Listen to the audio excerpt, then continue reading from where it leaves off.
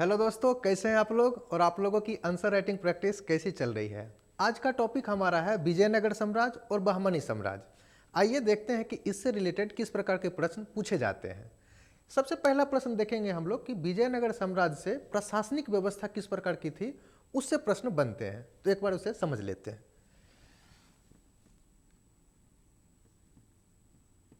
विजयनगर साम्राज्य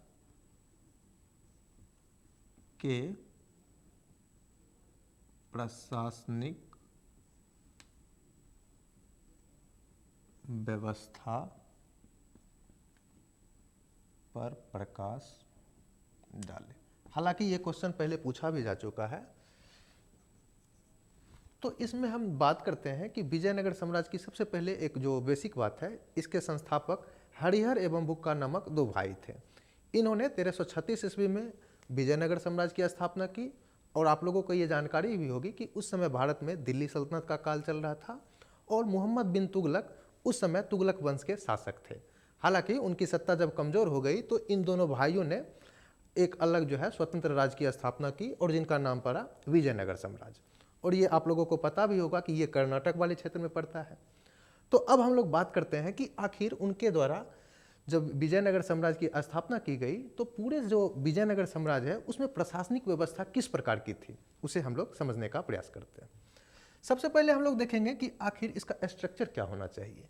सबसे पहले अगर बात किया जाए स्ट्रक्चर में तो केंद्रीय प्रशासन होता है। क्योंकि प्रशासन का कोई भी अगर हम टॉपिक पढ़ते हैं, चाहे वो सल्तनत काल पर है या फिर मुगल काल पर है, तो उसके केंद्र में कौन होता है?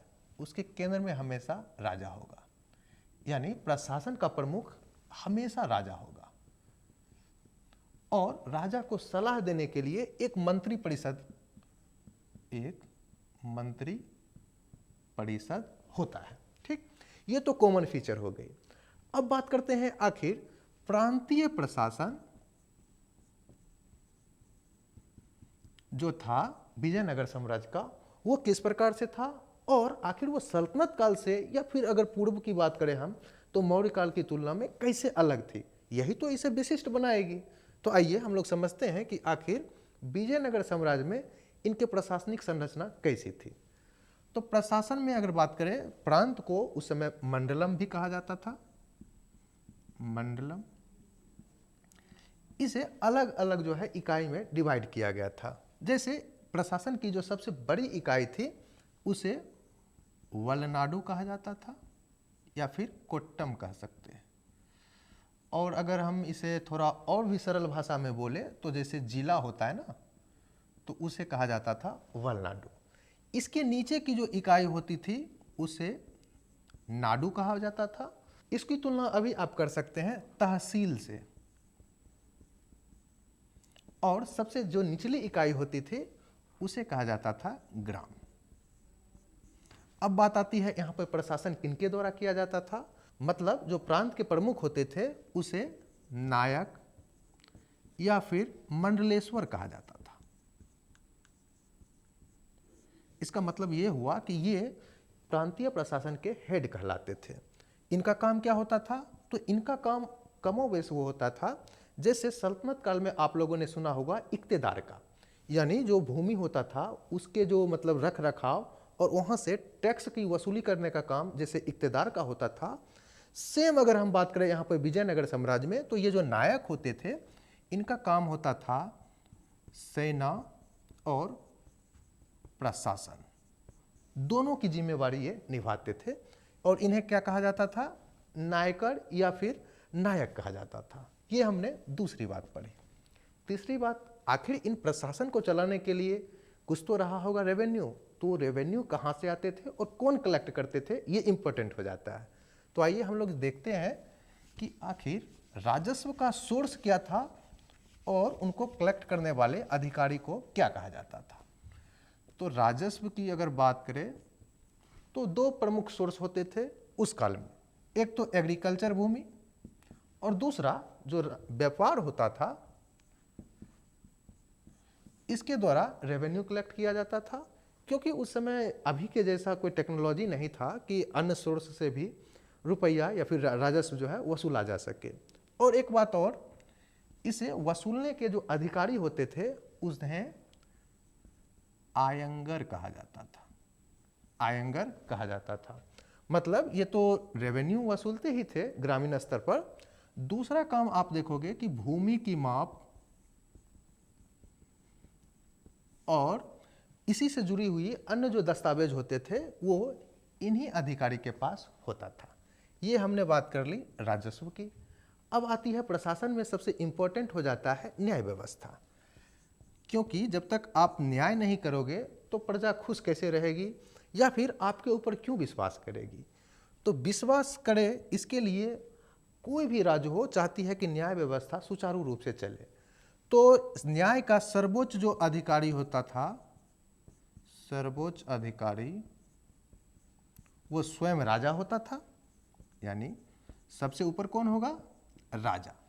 लेकिन राजा सभी जगह तो उपलब्ध नहीं हो सकते हैं, तो उन्होंने प्रांत स्तर पर एक अधिकारी को नियुक्त कर रखा था जिन्हें हम धर्माधिकारी कहते थे। तो ये आपको याद रखना है कि न्याय व्यवस्था के लिए जो प्रांत में अधिकारी होते थे उसे हम क्या कहते थे। अब प्रशासन का ही एक इम्पोर्टेंट बात हो जाता है सेना व्यवस्था, क्योंकि जब तक सेना नहीं होगा तब तक राज्य का अस्थायित्व कैसे रह पाएगा, और राज्य को सुरक्षा प्रदान करने के लिए सेना की आवश्यकता तो होगी ही। तो हम देखते हैं कि विजयनगर साम्राज्य में सैन्य व्यवस्था किस प्रकार से थी। तो सैन्य व्यवस्था का संचालन वो जो हमने पहले पढ़ा नायकर या फिर मंडलेश्वर, इनके द्वारा ही किया जाता था। ये बात आपको याद रखना है। और दूसरी बात अगर हम बात करें तो सेना के लिए आप देखोगे तो दुर्ग एवं किले का प्रयोग किया जाता था। दुर्ग का मतलब यह हुआ कि एक घेराबंदी किया जाता था जिसके अंदर सेना से जुड़े हुए जो भी हथियार हैं, सेना के हथियार, और इसके अलावा जैसे उनके खाने पीने का जो सामान हो, राशन, इसकी व्यवस्था इस दुर्ग में किया जाता था। अब दूसरी बात आती है कि आखिर ये किला क्या होता था। तो किला उसे कहते हैं, मतलब जो दुर्ग होता था उसको चारों ओर से फेंसिंग किया जाता था जिसे किला कहा जाता है। इसका सबसे बड़ा उदाहरण आपको आधुनिक भारत में मिल जाएगा। जब अंग्रेजों के द्वारा किलाबंदी किया जा रहा था तो आपको पता होना चाहिए कि सिराजुद्दौला के साथ 1757 में एक युद्ध भी हुआ जिसे प्लासी का युद्ध कहते हैं। वो हम लोग मॉडर्न इंडिया में आगे देखेंगे भी। तो ये थी विजयनगर साम्राज्य की प्रशासनिक संरचना। तो अगर आप इन सभी बातों को इसमें रख देते हैं तो आपका आंसर कंप्लीट हो जाता है। लेकिन एक बात और इसमें ऐड कर सकते हैं कि आखिर लोक प्रशासन के लिए क्या व्यवस्था किया गया था। जैसे लोक प्रशासन में पहले होता क्या है, जैसे कुछ निर्माण कार्य हो गया। निर्माण कार्य में क्या हो सकता है? सड़क निर्माण। सड़क निर्माण, चूंकि राज्य के लिए आय का स्रोत क्या है? एग्रीकल्चर। तो वहाँ पर जैसे तालाब, नहर इत्यादि के लिए भी व्यवस्था किया गया था जो कि लोक प्रशासन के तहत होता था। इसी में आप बोल सकते हो सड़क हो गया। तो ये सब जितने भी कार्य होते थे वो लोक प्रशासन के द्वारा होता था। और विजयनगर साम्राज्य की अगर बात करें तो क्षेत्रीय स्तर पर तो नायक थे ही, लेकिन ग्राम स्तर पर भी इसकी स्वतंत्रता होती थी और वो निर्माण कार्य अपनी भूमिका स्वयं निभाते थे। तो इन सभी बातों को यहाँ पर ऐड करना है और ये आंसर आपका कंप्लीट हो जाएगा। अब इस टॉपिक से जुड़े हुए एक और प्रश्न देखते हैं कि विजयनगर साम्राज्य और बहमनी साम्राज्य के बीच संघर्ष के क्या कारण थे और उसके आखिर परिणाम क्या हुए, क्योंकि ये भी प्रश्न आप देखोगे तो बराबर पूछे जाते हैं। तो आइए उसे भी हम लोग देखते हैं। विजयनगर एवं बहमनी साम्राज्य के बीच संघर्ष के कारण एवं परिणाम को बताइए। हमने जैसे कि बात किया विजयनगर साम्राज्य की स्थापना 1336 ईस्वी में हरिहर एवं बुक्का नामक दो भाइयों ने किया था। उसी प्रकार यहाँ आपको एक लाइन आपको ऐड कर देना चाहिए। बहमनी साम्राज्य की स्थापना 1346-47 में हसन गंगू या फिर जिसे बहमन शाह भी कहा जाता है उनके द्वारा किया गया था। अब आइए हम बात करते हैं कि इन दोनों के बीच संघर्ष के कारण क्या थे। तो आइए कारण के बारे में बात करते हैं।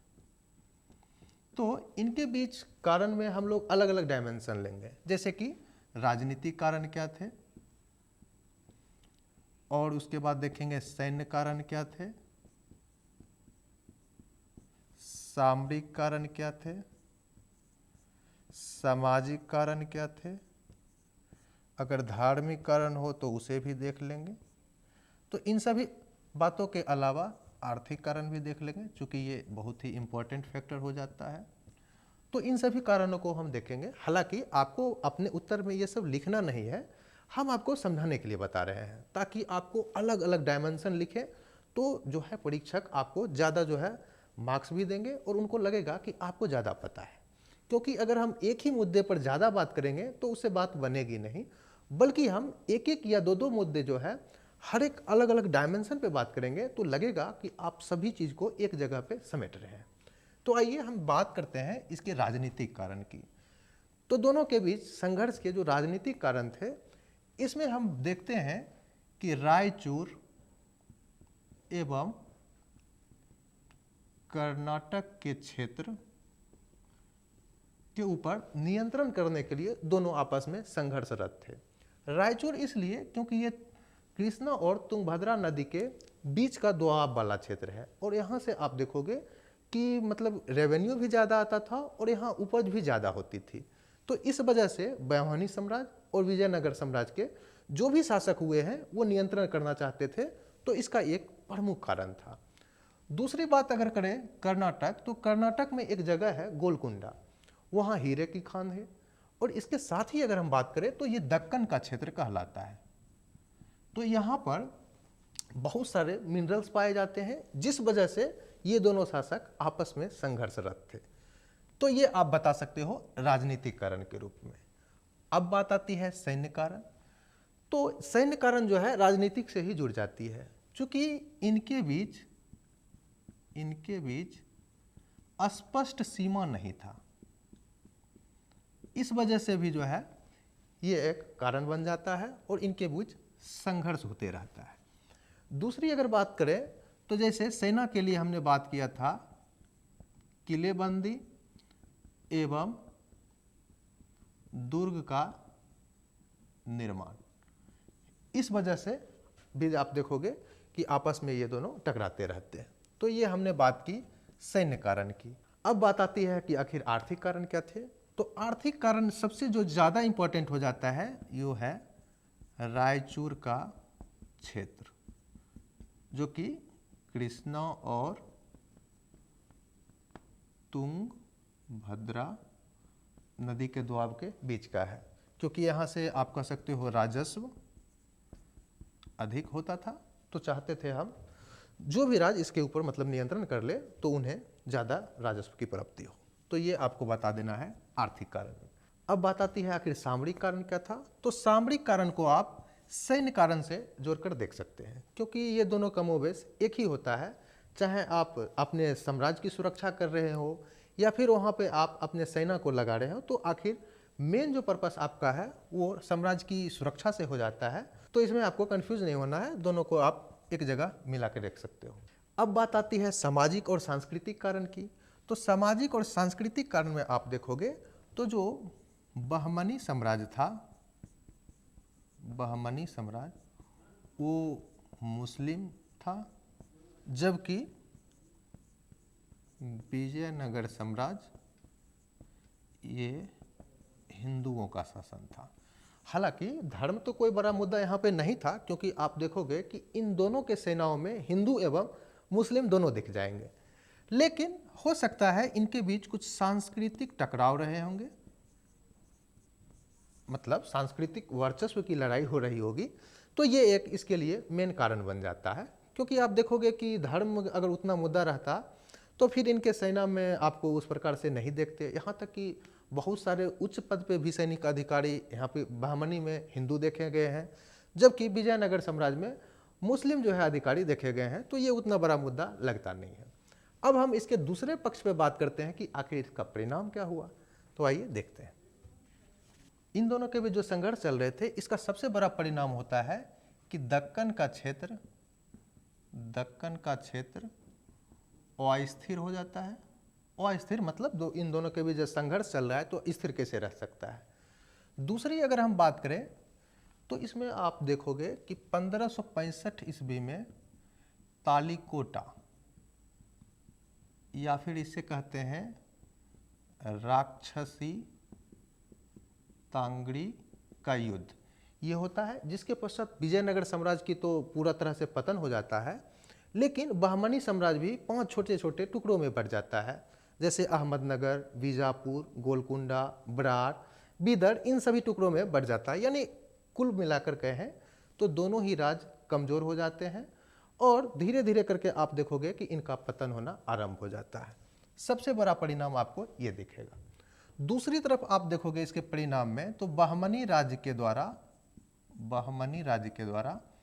पहली बार बारूद का प्रयोग किया जाता है। मतलब इस युद्ध में बारूद का प्रयोग किया जाता है। तो ये आप देखोगे इसके परिणाम के रूप में। ये आप एक तरह से अगर स्ट्रक्चर में ढालना चाहोगे तो राजनीतिक और सैन्य परिणाम के रूप में इसे दिखा सकते हो। उसी तरह से अगर हम बात करें सामाजिक परिणाम की, तो जब युद्ध चल रहा है तो जनसंख्या घटेगी, क्योंकि एक बड़ी जनसंख्या जो है युद्ध में मारी जाती है। कोई भी युद्ध हो रहा हो तो उसमें आपको कमी दिख जाएगी। अगली बात आप देखोगे कि जब भी कोई भी देश या फिर राज्य युद्ध की स्थिति में होता है तो उस समय कला, स्थापत्य, संगीत या फिर जो निर्माण कार्य होता है वो प्रभावित होता है। तो वो प्रवृत्ति आपको इस काल में भी देखने को मिलेगी। और सबसे जो बड़ा परिणाम आपको दिखेगा कि ये वही काल है कि जब विदेशी या फिर खासकर से आप बता सकते हैं यूरोपीय, और यूरोपीय में भी कौन, तो पुर्तगाली, इसका आगमन होता है। 1498 में आप लोगों को पता है वास्को डी गामा भारत आया था, जो कि पश्चिमी तट पे भी आया था, ये भी पता होगा। तो इसके बाद आप देखोगे कि पुर्तगालियों का व्यापार के ऊपर नियंत्रण बढ़ने लगता है। तो ये इसके परिणाम के रूप में आपको दिख जाएंगे। तो इन बातों को आपको यहाँ पे रखना है। तो ये भी आंसर आपका कंप्लीट हो जाएगा। इसी से जुड़ा हुआ एक प्रश्न और भी हम लोग देख लेते हैं, जो कि पूछा जाता है कि विजयनगर साम्राज्य में जो भी कला और स्थापत्य का विकास हुआ था उसके बारे में बताने के लिए। तो इसे हम शॉर्ट में ही देखेंगे। तो विजयनगर साम्राज्य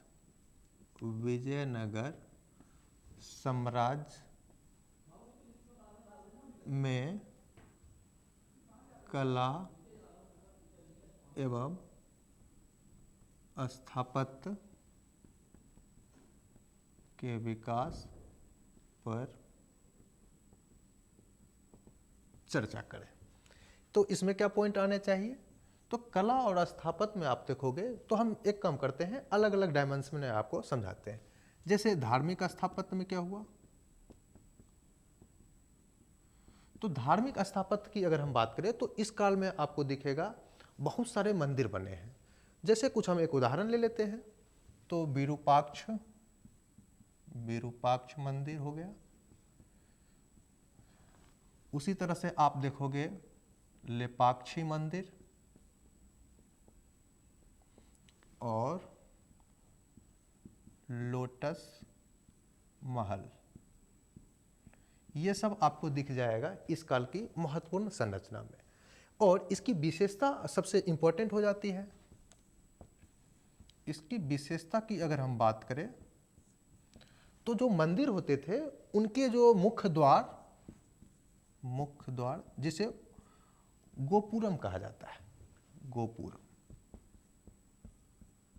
ये बहुत ही ऊंचा बनाया जाता था। ये इसकी सबसे इंपॉर्टेंट बात हो जाती है।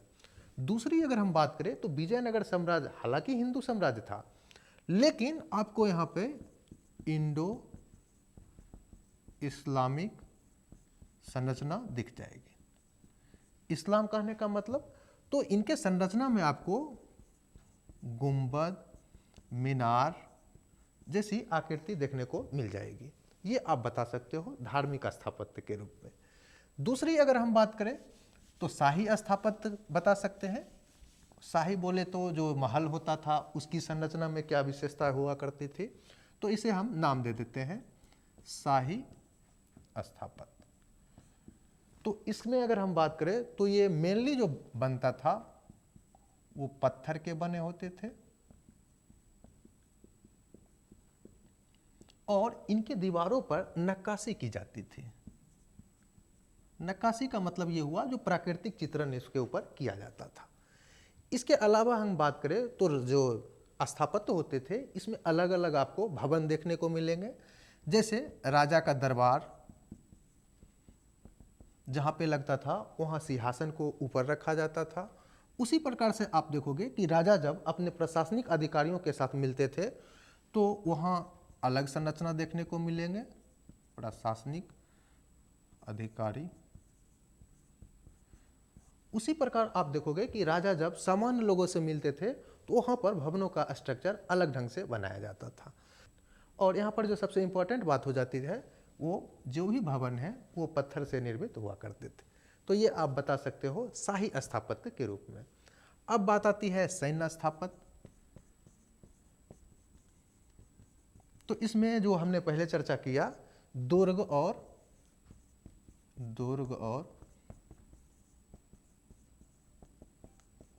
किलेबंदी का प्रयोग किया जाता था। और दुर्ग भी किस प्रकार के बने होंगे, तो पत्थर से।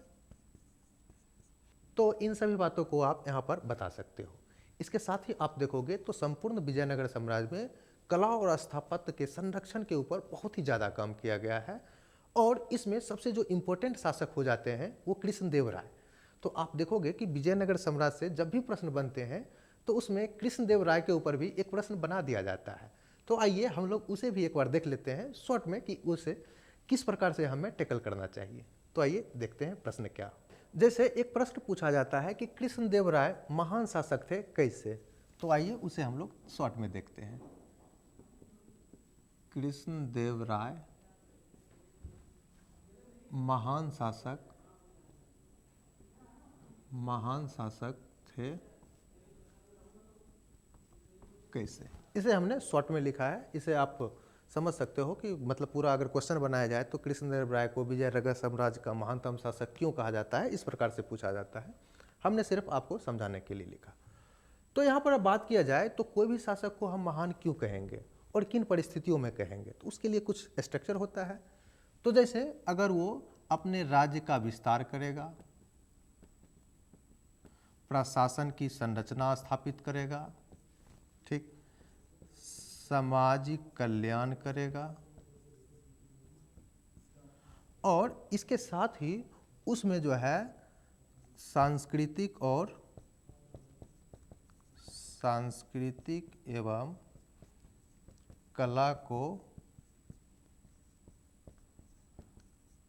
संरक्षण देने में भूमिका निभाया जाएगा, तो हम महानतम शासक कह सकते हैं। ये एक पैरामीटर है, हालांकि ये 100% मतलब नहीं कह सकते हैं, लेकिन जो एक पैरामीटर होना चाहिए उसके आधार पर हम लोग देखते हैं। तो राज्य का विस्तार में आप देखोगे तो कृष्णदेव राय के समय में विजयनगर साम्राज्य का विकास हुआ था और उसने बहमनी साम्राज्य और उसके जो पड़ोसी राज्य थे उसे भी पराजित किया था। और इसके साथ ही अगर हम बात करें तो रायचूर और जो कर्नाटक का क्षेत्र था इसे भी इन्होंने जीतने का काम किया था। तो ये आप राज्य विस्तार में आप बता सकते हो। दूसरी बात जो इंपॉर्टेंट हो जाती है प्रशासनिक व्यवस्था। तो जब तक आप प्रशासनिक व्यवस्था स्थापित नहीं करोगे तब तक राज्य का स्थायित्व नहीं हो पाएगा। तो उसमें कृष्णदेव राय का अहम योगदान माना जाता है। जैसा कि हम लोगों ने देखा वलनाडु, नाडु और ग्राम स्तर पर जो अधिकारी होते थे जिसे हम लोगों ने नायकर कहा था, उसकी स्थापना का श्रेय कमोबेश इन्हीं को जाता है। तो आप बता सकते हो ये। दूसरी तरफ जो हमने आयंगर व्यवस्था बोला जो कि भूमि से राजस्व वसूल करने का काम करते थे, तो इसके निर्माण में इनकी भूमिका थी, तो इसलिए भी इन्हें महान शासक कहा जाता है। अगली बात आती है सामाजिक कल्याण, और इसे आप सांस्कृतिक से जोड़ सकते हो। तो उसमें आप देखोगे कि इनके द्वारा मंदिरों का संरक्षण, मंदिरों का संरक्षण, जैसे विरूपाक्ष हो गए मंदिर, विट्ठल स्वामी मंदिर, इन सभी मंदिरों का संरक्षण इनके द्वारा किया गया। इसके अलावा अगर बात करें तो संगीत हो, नृत्य हो, इन सभी को दरबार में संरक्षण दिया गया था। एक बात और देखोगे कि कृष्णदेव राय स्वयं कवि थे और इन्होंने अपने दरबार में अष्टदिग्गज कवि को रखे थे, जिसमें आपने नाम भी सुना होगा तेनालीरामन का। ये भी इनके दरबार को सुशोभित कर रहे थे। तो आप ये बता सकते हो सामाजिक कल्याण और सांस्कृतिक योगदान में इनके ऊपर। हालांकि इनकी खुद की रचना भी है अमुक्त मालदा, जो कि एक महाकाव्य है। तो कुल मिलाकर आप कह सकते हो कि कृष्णदेव राय इन सभी पैरामीटर पर स्पष्ट रूप से बैठते हैं, तो इन्हें आप महान शासक की श्रेणी में रख सकते हैं। दूसरा विवरण आप देखोगे, जैसे कुछ विदेशी यात्री भी आए हैं इस दौरान, तो उन्होंने भी विजयनगर साम्राज्य की तारीफ की है और खास करके कृष्णदेव राय के शासन को। जैसे कि नाम लिया जाता है बारबोसा। इन्होंने कृष्णदेव राय के समय यहाँ की यात्रा भी किया था और इनके राज्य में न्याय, प्रशासनिक व्यवस्था और राज्य की समृद्धि की चर्चा की है। तो आप बता सकते हो इन सभी पॉइंटों को और आपका आंसर जो है कंप्लीट हो जाएगा। तो ये आज हम लोगों ने देखा कि विजयनगर साम्राज्य और बहमनी साम्राज्य के ऊपर किस प्रकार के प्रश्न बनाए जाते हैं और आपको वहाँ पर कौन कौन से पॉइंट रखने चाहिए। तो आज के लिए इतना ही। हम लोग मिलते हैं अगले क्लास में, जिसमें बात करेंगे मुगल साम्राज्य से संबंधित किस प्रकार के प्रश्न पूछे जाते हैं। धन्यवाद।